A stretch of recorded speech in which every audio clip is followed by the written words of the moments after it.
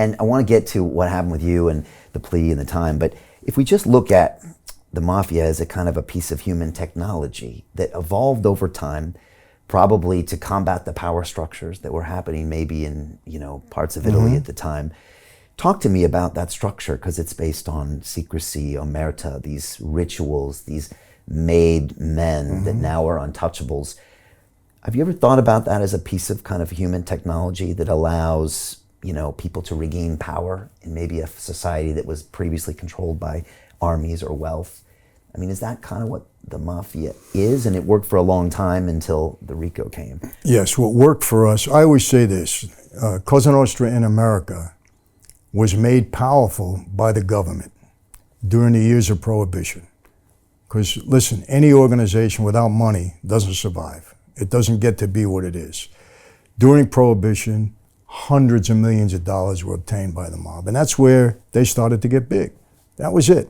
But once that happened, and then Luciano came in and created the structure the way we know it now, the commission the way we know it now, that worked because, number one, you had the code of omerta.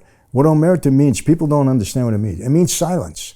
You're never supposed to even admit that the organization exists. Doesn't exist, never talk about it, that's it. It doesn't mean, when you take the oath, it doesn't say, okay, I'm gonna go out and kill 10 people, I'm gonna do this, I'm gonna rob, I'm gonna steal. No, the organization doesn't even exist. And there's rules put in place to make sure you do that, right? So we existed in America for over 100 years on some very, very tough conditions. Why? Because we were organized, we had a real structure, and we had money. And we had a lot of political power. We controlled the unions. In America, you know this, Brian, you control the unions, you control the country. Why? Because you got millions of people which represent votes for a candidate. You got trust funds, pension funds, hundreds of millions of dollars that buy politicians and anything you want. So we had that. We were organized, unlike some of these other groups that are not real organized in that way. That's why we survived. And I have to say this too. Frank, I'll give you examples. Frank Costello, Joe Colombo, my father, even me to extent. People wanted to be around us. They wanted to be around us. We didn't have to go chasing them. They came to us. Hey, Mike, I'm going to see a show. Okay, what do you want? You want a ringside table at the Copa? You got it, no problem. That means a lot to some people. You walk into a room, they feel strong because they're with you. And a lot of guys had that way of getting around people where you just want to be part of it. And that's what it was. Not everybody was a thug on the street and carried themselves like, it wasn't that way. Frank Costello was a diplomat. They called him the prime minister. Joe Colombo was a polished guy, and a lot of these guys were like that. So people wanted to be around them.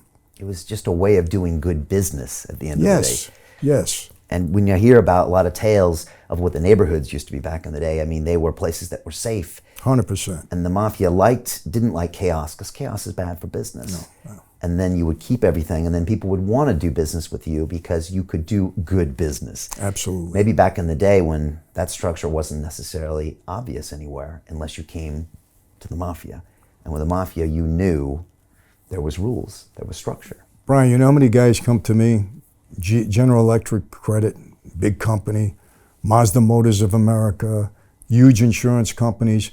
Guy has a scheme to defraud his own company. They will come to me because they figure, number one, I could finance it for it, and I could protect them, and I'm never going to snitch on them.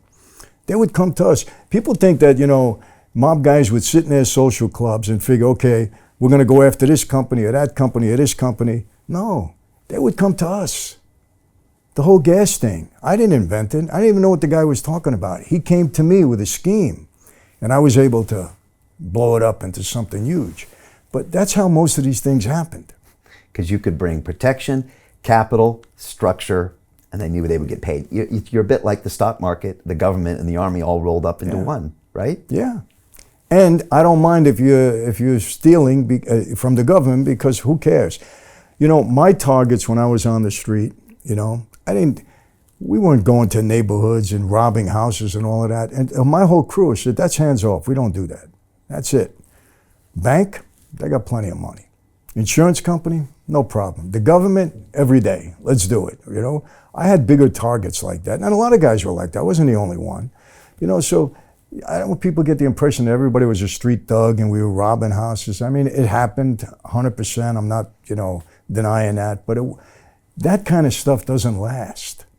You got to do things where money is coming in, where political power comes in, where you got control. If you don't have that, no structure will last. Right. It's got to be good business in the end. Otherwise, absolutely. You can't keep doing that business. Of course, you attract the law enforcement, but you fight. What else you do? You fight them, and you protect yourself as best you can. You fight cases. When you look at something like a Google today, or a Facebook today, or some of these corporations that pay billions in fines, and they have lobbyists in the government, and they're doing business in the background, do you say, wait a second, this is the same thing we were doing? Same thing. Same thing.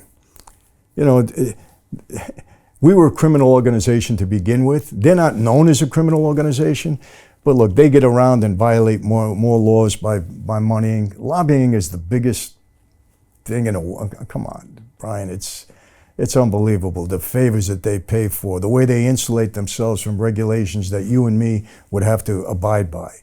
You know, because look, politicians, they haven't changed. As a matter of fact, in my opinion, they're worse now than in my day. And I had people that were working with us. But I had 18 licenses, you know, to collect the tax on every gallon of gasoline. You had to be licensed. I couldn't get licensed. I got 18 licenses. I was paying for them. You know, the guy was making plenty of money with me, and he got them for me.